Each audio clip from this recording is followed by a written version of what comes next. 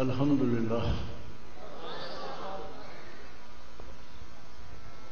لله نحمده ونستعينه ونستغفره ونؤمن به ونتوكل عليه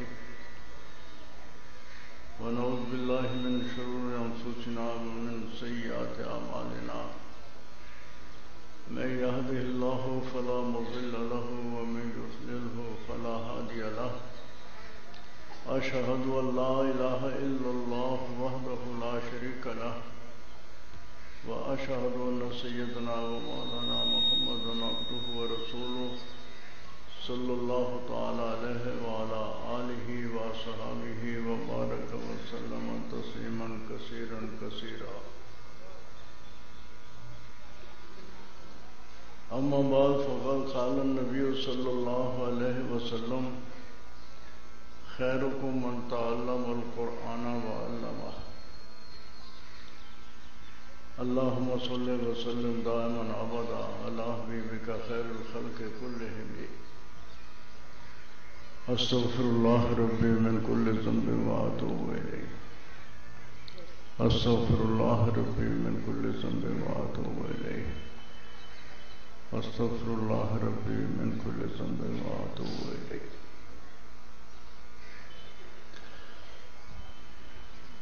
کوئی زیادہ لمبا چوڑا بات کرنے کی نہ عادت ہے، نہ یہ موقع ہے، نہ وقت میں گنجائش. مختصر سی بات آپ کی خدمت میں عرض کرتا ہوں کہ اللہ تعالیٰ نے مخلوق کو پیدا کیا، خالق اللہ ہے.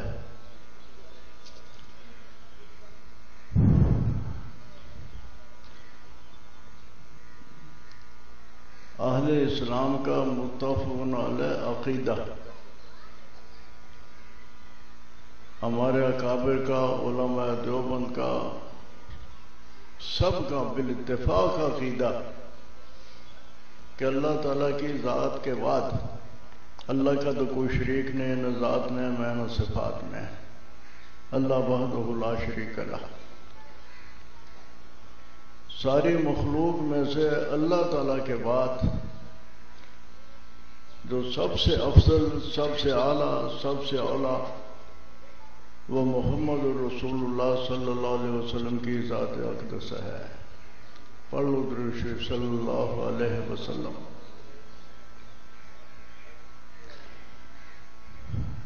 کوئی شک شبہ کی بات نہیں، پکا عقیدہ ہے. لیکن اللہ کی حکمت پر جس وقت ہم غور کرتے ہیں تو عجیب باتیں سامنے آتی ہیں کہ سرور کائنات صلی اللہ علیہ وسلم کے اس دنیا میں تشریف لانے سے قبل ہی اللہ تعالیٰ نے آپ کے والد ماجد عبداللہ کو اپنے پاس بلا لیا. پیدا ہونے سے پہلے یتیم ہو گئے.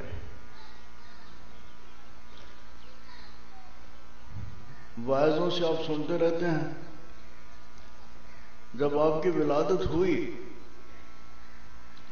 اس دور میں عرب کے اندر یہ رواج تھا کہ مکہ معظمہ کے لوگ اپنے بچوں کو ابتداءً بچپن کی تربیت کے لیے شہری فضا سے باہر دیہات میں بھیجا کرتے تھے، کیونکہ مکہ تھا بین الاقوامی شہر اور اس میں ارد گرد کے دور دراز علاقوں کے لوگ آتے تھے تو زبان کچھ نہ کچھ خلط ملط ہو جاتی ہے، اور دیہات کی زبان اور عربی بود و باش بالکل خالص ہوتی تھی. اس لیے بچوں کی تربیت اکثر دیہات میں کرواتے تھے. تو وقتاً فوقتاً دیہاتی عورتیں شہر میں آتی تھیں، جس گھر میں بچہ پیدا ہوا ہو اس گھر میں جاتی تھیں، بچے کو حاصل کرتی، لے جاتی، پالتی، خدمت کرتی. تو والد کے بچے کے والدین اس کی مالی خدمت کرتے. یہ کام رواج تھا.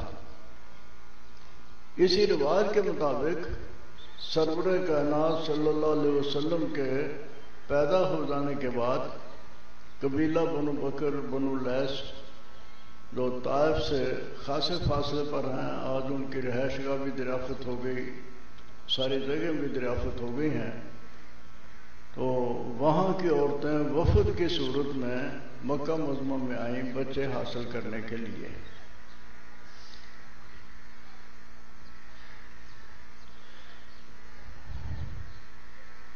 مکہ معظمہ میں آنے کے بعد معلومات کی،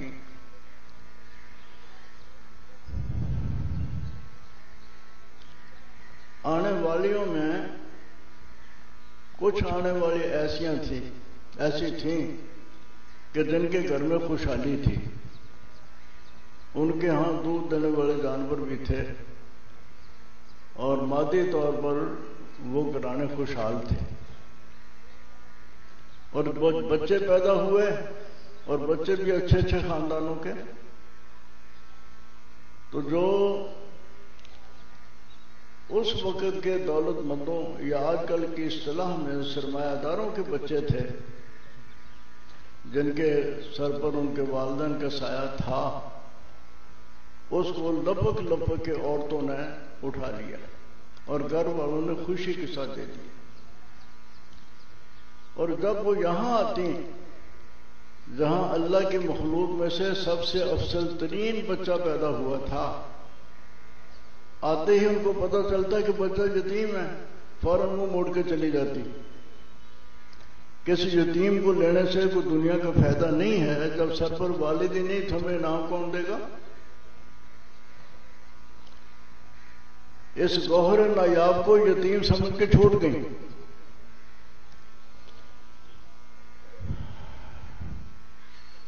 کوئی اس کو اٹھا کے سینے سے لگانے والا نہیں تھا۔ اور ان آنے والیوں میں ایک عورت اور بھی تھی، انتہائی غریب، انتہائی مسکین، اس کے گھر میں کوئی کسی قسم کی خوشحالی نہیں، اور جس سواری پر سوار ہو کے آئی ہے وہ سواری بھی بدحال دیکھنے والے کو معلوم ہوتی ہے۔ وہ اگر کسی گھر کے دروازے پہ جاتی ہے بچہ لینے کے لیے تو گھر والے جھڑک دیتے ہیں کہ تجھے بچہ دیکھے ہم کیا کریں گے، تو خدمت ہی نہیں کر سکتی، تیرے گھر میں کچھ کھانے کو ہے نہیں تو کھلائے گی کیا، تیرے گھر میں کوئی آسائش نہیں تمہارے بچے کو آرام سے رکھے گی کیسے۔ اس مسکینہ کو کوئی بچہ دینے کے لیے تیار نہیں تھا، اور اس یتیم کو لینے کے لیے تیار نہیں تھا۔ اس مسکینہ کو دینے کے لیے تیار نہیں، اور اس بچے کو لینے کے لیے تیار نہیں۔ جب سب عورتوں نے بچے حاصل کر لیے اور ایک ہی بچہ رہ گیا جس کو کسی نے قبول نہیں کیا، اور ایک ہی عورت رہ گئی جس کو کوئی بچہ نہیں ملا، دونوں نے اپنی مجبوری سے فائدہ اٹھاتے ہوئے گھر والوں نے کہا کہ چلو اسی دے دو، عورتوں کو قبول نہیں کرتا، اور اس نے کہا کہ یتیم کو لے لو، اس کو دوسرا کوئی قبول نہیں کرتا۔ اس نے وہ بچہ لیا، بچہ لے کے سینے سے لگا لیا۔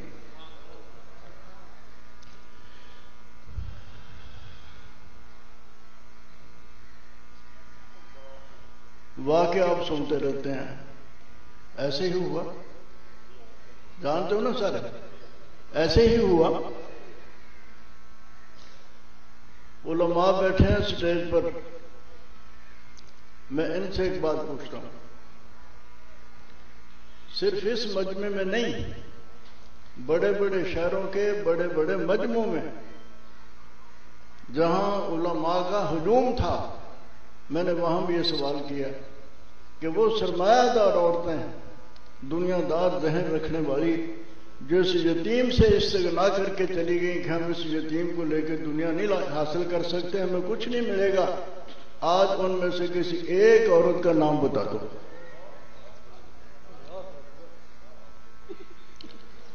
کسی ایک عورت کا نام بتا دو جس کا کوئی نام ادب کے ساتھ لیتا ہو۔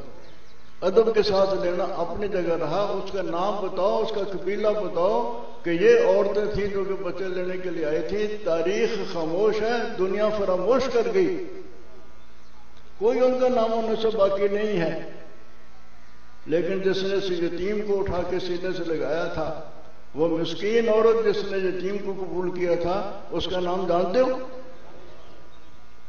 کوئی شہر، کوئی بستی، کوئی علاقہ خالی ہے کہ جس میں کسی لڑکی کا نام حلیمہ نہ ہو؟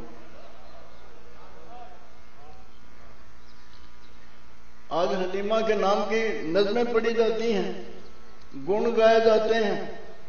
یہ اس یتیم کو سینے سے لگانے کا صدقہ ہے. اللہ نے نامور کیا، شہرت دی، دنیا میں احترام کے ساتھ نام لیا جاتا ہے. اور انشاءاللہ العزیز آخرت میں آپ دیکھیں گے اللہ جس طرح سے بڑھا. یہی مسکین عورت تھی جب سرور کائنات صلی اللہ علیہ وسلم کی خدمت میں آئی. جب آپ جہیرانہ میں تھے، یہ اہل علم جانتے ہیں، دیکھا، پہچان لیا.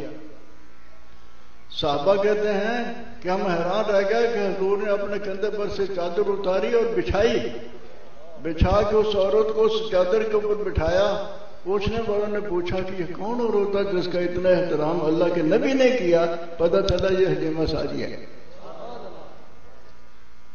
جو حضور کی خدمت میں آئی تھی. اور آج اللہ نے اسے ایک نام کیا.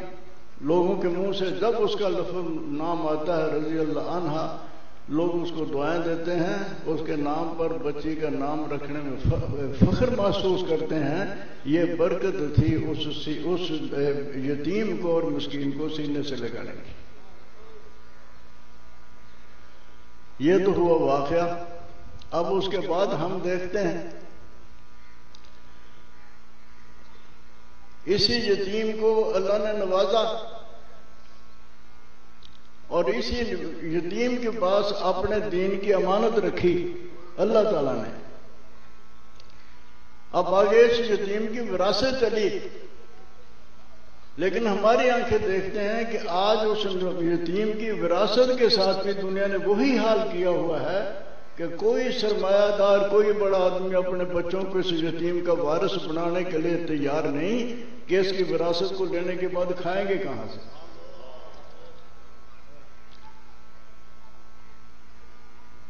کوئی تیار نہیں ہے اس نبی کا وارث بنانے کے لیے، کوئی تیار نہیں.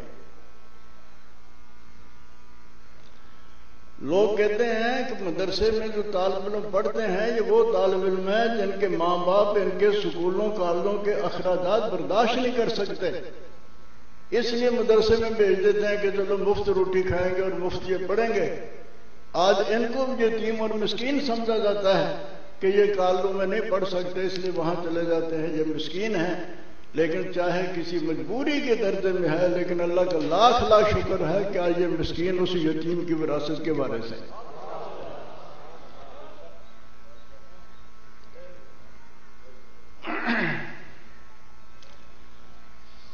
جیسے حلیمہ کو اللہ نے دنیا میں بھی نوازا اور آخرت میں بھی نوازیں گے، اسی طرح سے جن لوگوں نے اس دور میں اس یتیم کی وراثت کو اپنے سینے میں لیا اور اپنے سینے سے لگایا، انشاءاللہ العزیز عزت اگر ہے تو دنیا میں بھی نہیں کی، اور کامرانی اور کامیابی ہوگی تو آخرت میں نہیں کی. دیکھنے والے یہی سمجھیں گے کہ یتیم ہے کسی کام کے نہیں، اس لیے اس وراثت کو سنبھالنے کے لیے کوئی آگے نہیں آتا. زیادہ بات کرنے کی مجھ میں ہمت بھی نہیں، لیکن نہ وقت میں گنجائش ہے.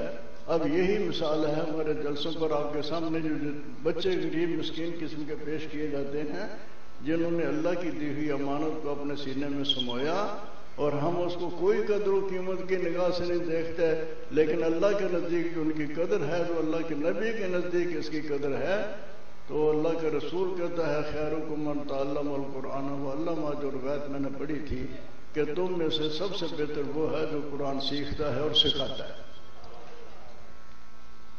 یہ روایت حدیث شریف کی کتابوں میں حضرت عثمان سے نقل کرنے والے ہیں ابو عبد الرحمن، کنیت کے ساتھ ان کا تذکرہ ہے. تکلیف ہو جاتی ہے ذرا میں چلا جاؤ، بس بیٹھو.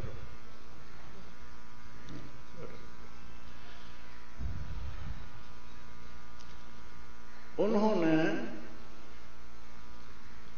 اس اس روایت کو سننے کے بعد خود وہ کہتے ہیں کہ یہ ایک حدیث ہے، جب سے میں نے سنی میں تو اس حدیث کو لے کے یہاں بیٹھ گیا ہوں اور قرآن پڑھانا شروع کیا۔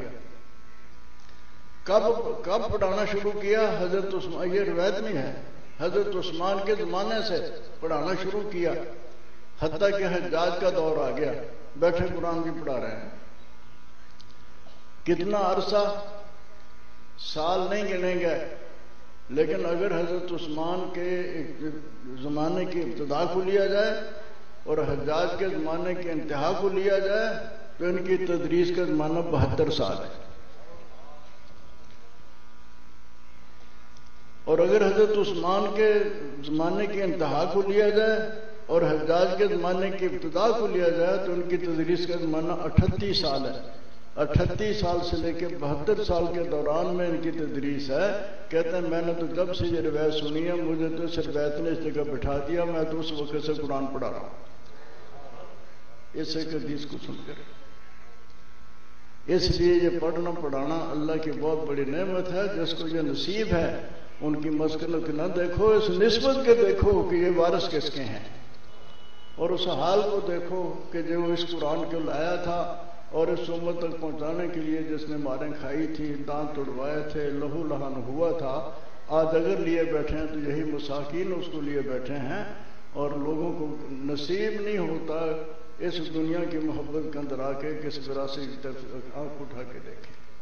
اس لیے یہ مساکین اللہ کی قدرت کی نشانی ہے اور تمہارا نبی کا موضع ہے اور اس کے وارث ہیں، ان کو عزت و محبت کی نگاہ سے دیکھا کرو۔ لو بچے کہاں جن کی دستار میں دکھ رہی ہے۔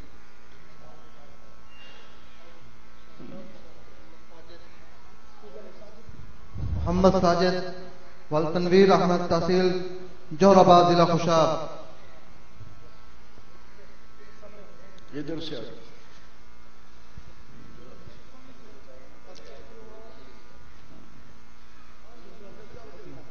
محمد یعقوب بن محمد شفیع تحصیل احمد پور سیال۔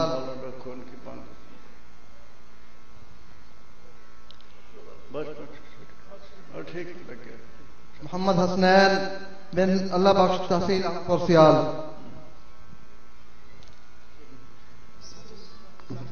لے بیٹے یہ لے لو۔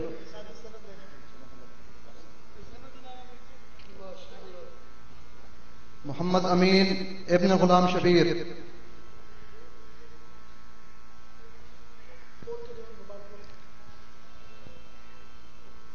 الحمدللہ ان بچوں نے اس سال حفظ قرآن کی سعادت حاصل کی ہے اور انشاءاللہ وفاق المدارس العربیہ پاکستان کے تحت امتحانات بھی انشاءاللہ دیں گے۔ ان بچوں کو بھی مبارکباد، ان کے والدین کو بھی اور ان کے اساتذہ کو بھی، اور اللہ تعالیٰ اس مدرسے کو آباد رکھے جس کے اندر یہ نعمت تقسیم ہو رہی ہے۔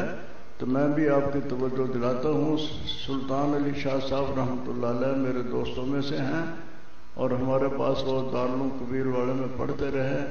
آج مجھے ان کی قبر پر آ کے سلام کہنے کی اور فاتحہ پڑھنے کی نوبت ملی۔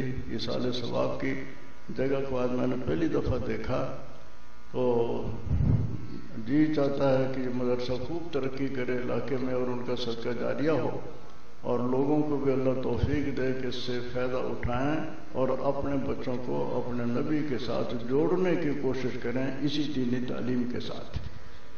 دنیاوی تعلیم کے پیچھے لوگ بھاگ رہے ہیں اور خوب بھاگ رہے ہیں، لیکن آپ جانتے ہیں کہ رزق بھی مقدر ہے، اللہ تعالیٰ دیتا ہے۔ اگرچہ لوگ بیٹھے باتیں کرتے ہیں اس میں کوئی شک نہیں۔ لطیفہ ہے، ہمارے دوست کہا کرتے تھے کہ مجلس میں بیٹھتے ہیں لوگ تو کہتے ہیں مولوی کھاتے بہت ہیں، مولوی کھاتے بہت ہیں، مولوی کھاتے بہت ہیں، لیکن جب ان سے کہیں کہ تم اپنے بچے کو مولوی بنا لو کہتے ہیں کھائیں گے کہاں سے؟ یعنی ادھر کہتے ہیں کہ کھاتے بہت ہیں، ملتا ہے تو کھاتے ہیں نا۔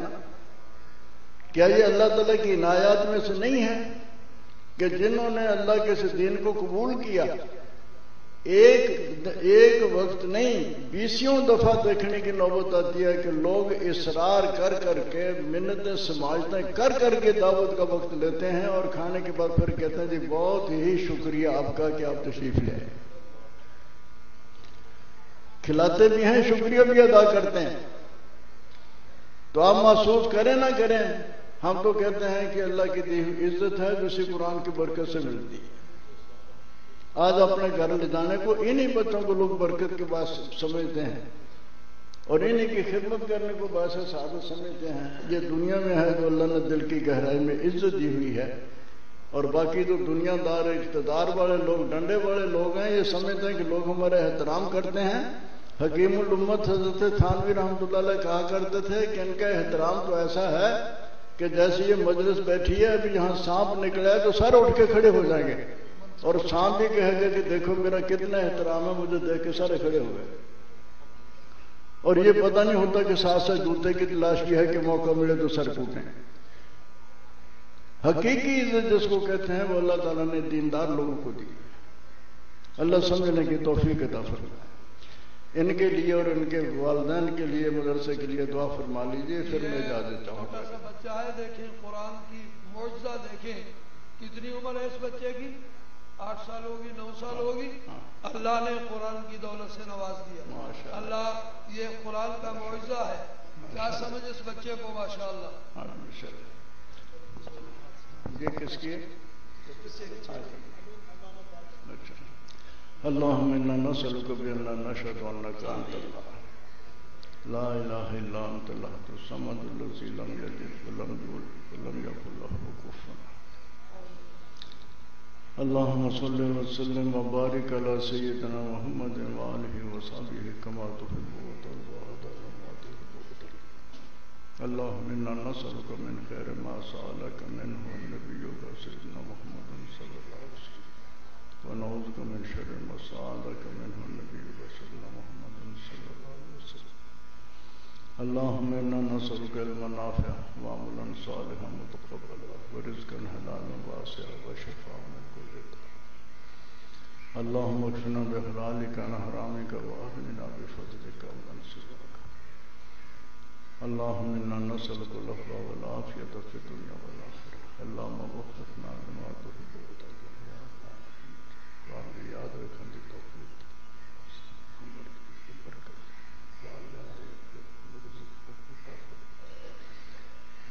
ساتھ لانا جزا خیر کا فرما. اس مدرسے ظاہر باطن